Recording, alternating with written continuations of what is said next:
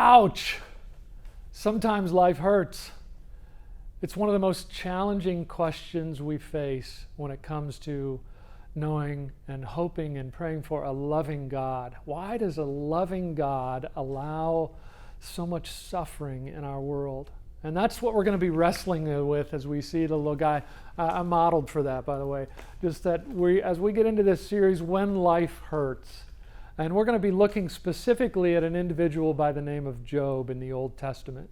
It's one of the most ancient books in the Bible. And it's a little bit disturbing in moments, especially in the opening chapter, because we see this guy Job, and he is a good man. He is a righteous man. And the Bible goes out of the way to say how good this guy is.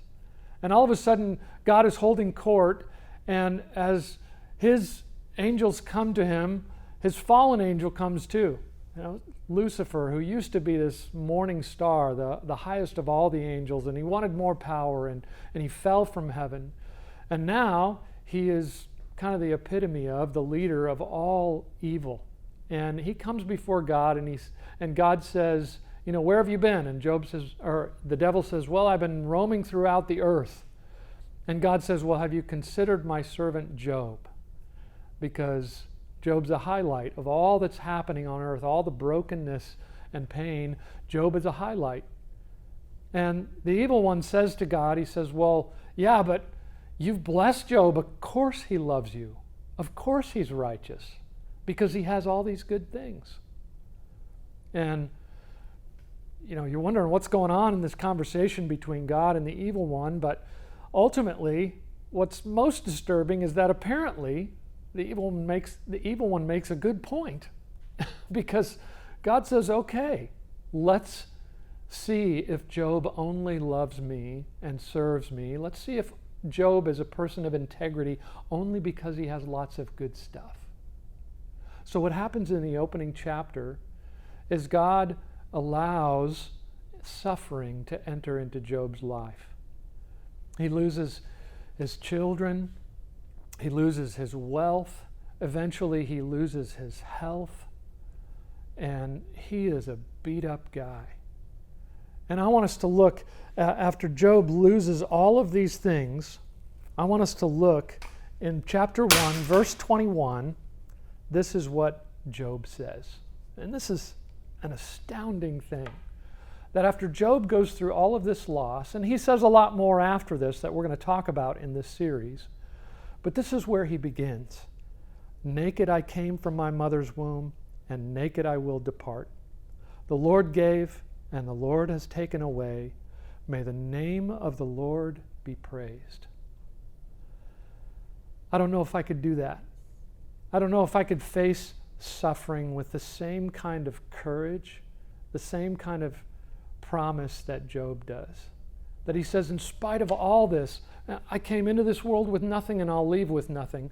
And the only thing that matters is that I want to honor God with my life. That I want to give him praise. The Lord has given to me and the Lord has taken away.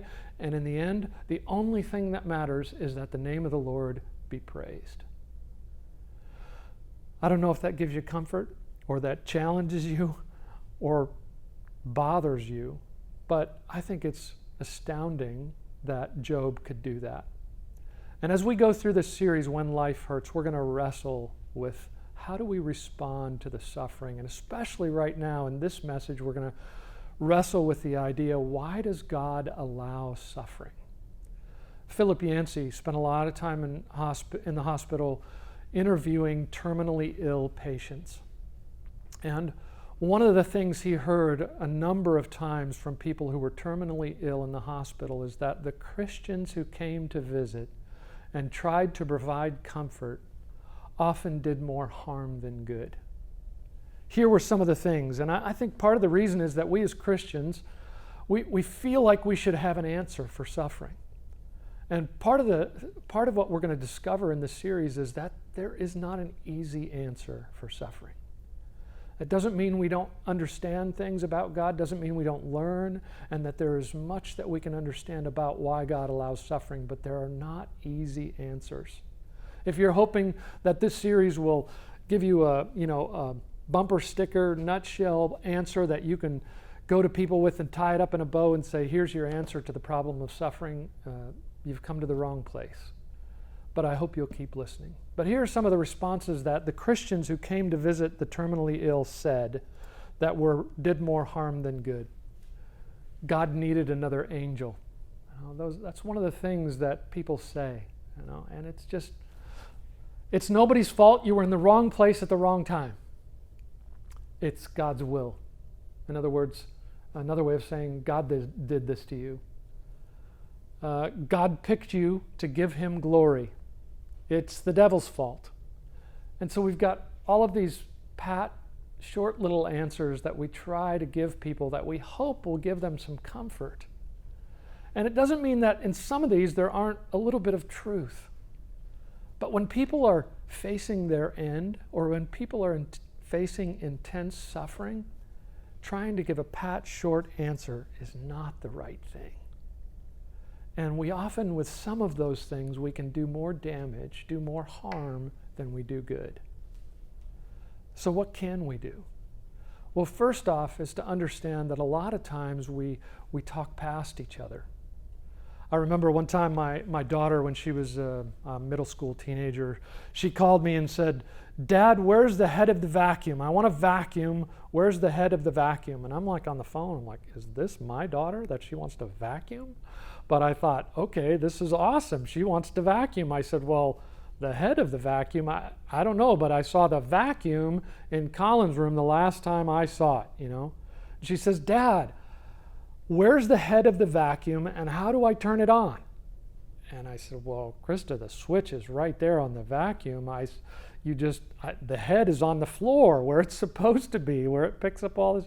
And she said, she just kept asking me the same questions. I said, Krista, I don't know, but if you can't turn it on, I don't think this is going to go well. I don't think you're going to be able to do it. And finally, as we went on in the conversation, I realized this. Krista was talking about the pool vacuum. We had a small pool in our backyard at that time. And I was talking about this vacuum. And we were talking past each other. We weren't talking to each other about the same kind of vacuum. We were talking past each other. So much of what happens in the book of Job. He's got these friends that come. And at first, they respond well. They just sit with him in the midst of his pain and his suffering. But then those friends begin to give advice. And basically their advice, over and over again, they're talking past each other. They're not talking to each other. Job says, I'm dealing with different issues than what you're talking about.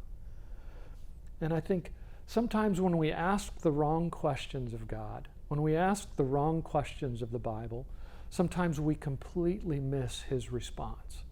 And I hope today we can get closer to talking to each other than talking past each other when it comes to the topic of suffering. Because every religion has a response for suffering. Buddhism has an answer for suffering that says suffering is an illusion. The more you can get past the attachments of this life, the more you're going to reduce your suffering, if you can let go of the attachments of this life. Hinduism says that it's all about karma. And if you can, in your reincarnations, do better and better, then you're going to reduce your suffering over time. Muslim worldview is that every cause and effect, that for every cause there's an effect in the world. And you do this and you get that. And so that's part of what Job's friends came to him with too. In the culture in that time, it was very prominent that if you were suffering, you had done something wrong. And so that's what each of his friends in different ways try to say. They say, well, you've got to figure out if it wasn't what you did, then it was what your ancestors did, and you just have to figure out what it was that you did wrong or what they did wrong before you, and you need to confess that. And Job insists that that's not the issue. But as we begin this, part of what we all know is that whether it's the doctor's call, whether it's the car crash, the drunk driver, the diagnosis of the tests, whatever it is, that eventually all of us, every single one of us in this broken world that we live in, are going to face pain and suffering. How do we understand God's presence and how He responds in the midst of our suffering? And as we begin, I want us to make sure we're not talking past each other. Here's another example of how we talk past each other. This is on the entrance to Auschwitz, in Nazi Germany, where the Nazis imprisoned thousands and thousands of people. It says these words: work and you'll be free. Right? Hard work makes you free. And in some ways, they were just using this moralism, this platitude, this nebulous idea out there that had absolutely no connection to reality for the suffering that they were experiencing. And yet the prisoners saw that all the time. They said, well, if we just work hard, we'll be free. They weren't going to be free. They were starved to death. They were cruelly treated and put to death. And it was a mockery to the experience that they were having. It had nothing to do with what their lives were really facing. And that stood constantly as a reminder to them. And sometimes we have these ideas about how we reduce our suffering. And Job's friends came to him and said, this is how you reduce your suffering. And for Job, it was a mockery of what he was experiencing. There are times when the choices we make bring consequences and pain into our lives. But there are also so many times in this life when we experience suffering because we live in a broken world. And here's what Job did. He held tightly to a reality that he knew to be true. It wasn't something he could put under a microscope, but he knew it because of his relationship with God. And here's what he said in Job chapter 27, verses 5 and 6. I will never admit you are in the right. Till I die, I will not deny my integrity. I will maintain my righteousness and never let go of it. My conscience will not reproach me as long as I live. In other words, part of what Job was saying here is that it's not about sin that I've committed. He said, if there was that in my life, I've dealt with it between me and God. And I know that it's not a matter of sin in my life. I understand what you mean. You know, he understands what his friends are trying to say. He's just saying, that's not what I'm experiencing. And he held tightly, as he does here in chapter 27. He says, I'll never let go of this. I will never admit that it's some sin that I committed, because I know how I've lived my life. I'm confident in my relationship with God. Now, that's a powerful thing. I don't think I could say that. I think I have enough sins and brokenness in my life, but at the same time, part of what Scripture teaches us is that if we have a relationship with Jesus Christ, He makes us holy. Even though we're not, He makes us holy. And that's the truth that we hold on to. And that's the truth that Job, even before Christ entered into the world, he knew in his relationship with God that he had a connection there, that he had a relationship with God, and it wasn't about his sin. Deb and I watched a movie recently called Just Mercy. It's the story of Walter McMillan in southern Alabama. And he was convicted of a crime, a horrible crime, of murdering a young girl.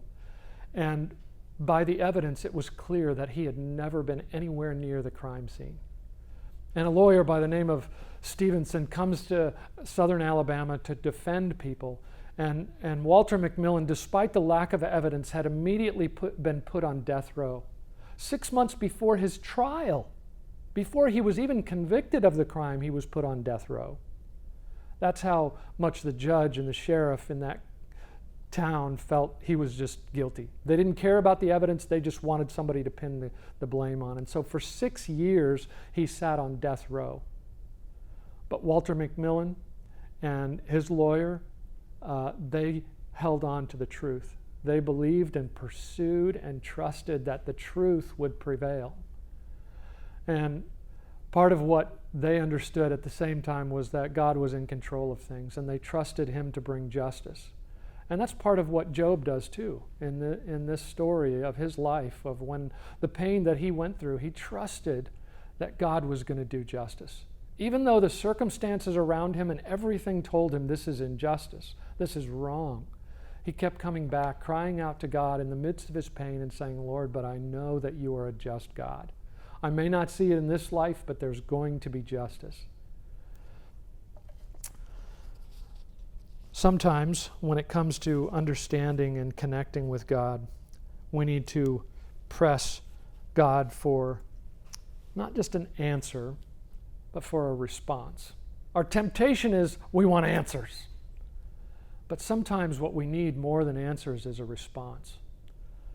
Reminds me of my daughter when she was just 5 or 6 years old, and she had just discovered the joy of jumping in the pool.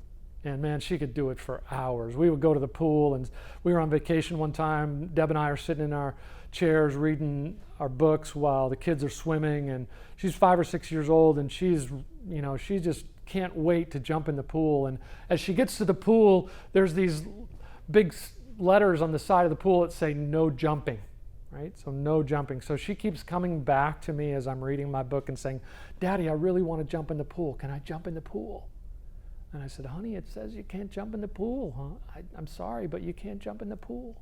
So she'd go play, and then she'd come back to me, and in my wisdom, and probably the third time she came and asked me if there was some way she could jump in the pool, I just had this wise thought. I said, go ask your mother. No, that's not really what I said. I was tempted to, but part of what I said to her that day was I said, honey, why don't you ask the lifeguard if you can jump in the pool? And she turned around and she looked at the lifeguard up on her high stand. And she started to walk towards the lifeguard, and when she got close, she turned around. She was too scared to go talk to the lifeguard. And a few minutes later, she kind of muscled up the courage and started going towards the lifeguard again, and she got pretty close, but she still couldn't talk to her. Finally, she got up the courage, got the lifeguard's attention. And what happened next was beautiful, because the lifeguard came down off of her stand, got somebody else to watch her area. She climbed down off of her high stand. She got eye to eye with my little girl, right, looking right at her, and they had a conversation together. And I don't know what that lifeguard said to her. All I know is when the conversation was done, Krista came skipping back towards my chair, and with a big smile on her face said, Daddy, the lifeguard said I cannot jump in the pool. And she was happy the rest of the day. Now, why was she so happy when she didn't get what she wanted? She didn't hear from the lifeguard what she wanted to hear. I think she was so happy because she had a relationship with the God of the pool. Instead of just swimming during the day, she now knew the God of the pool. She had a relationship with the God of the pool, and she was happy the rest of the day. And that's part of what we're going to see in Job's story, is that as he cries out to God in his pain and his suffering, and he keeps pressing God for an answer, and he doesn't get a good answer. What God says to him is not easy to hear, and we're going to get into that, but what he gets is a response. God speaks to him, gets eye to eye with Job and speaks to him. And when God's done speaking, Job rejoices. Not because he heard what he wanted to hear, not because he got all the answers that he wanted to understand his suffering, because he didn't get any of that, but because he had a relationship with the God of the pool. And I hope that in the midst of whatever suffering you're experiencing, in the midst of this coronavirus, the chaos that we're experiencing, that you don't just press God for the answers that you want, but that you listen and wait to hear his response. It may not be what you want to hear, but having a relationship with the God of the universe means everything. Let's close with this. Just a couple of thoughts. How do we live this out?